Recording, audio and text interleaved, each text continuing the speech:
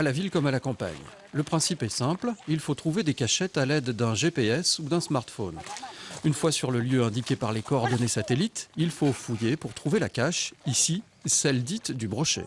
À l'intérieur, on trouve le logbook qui permet en fait de se loguer, donc mettre le nom de notre équipe sur le bout de papier, ce qui prouve notre passage. Tout le monde peut jouer en s'inscrivant sur Internet. On y trouve les coordonnées des caches du monde entier.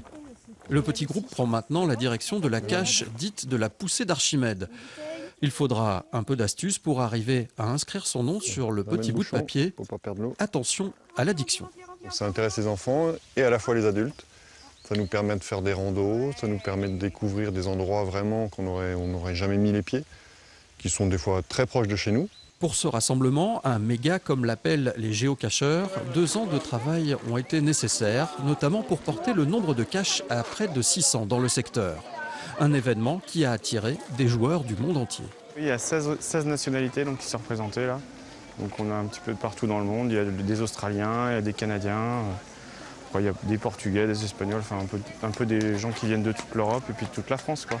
Le plus célèbre des géocacheurs du monde a aussi fait le déplacement depuis le Nevada. David Ulmer est tout simplement l'inventeur du jeu. Avec lui, la première cache de l'histoire. Enterrée en 2000, elle n'a été découverte qu'au bout de 3 ans. Une véritable relique pour les géocacheurs.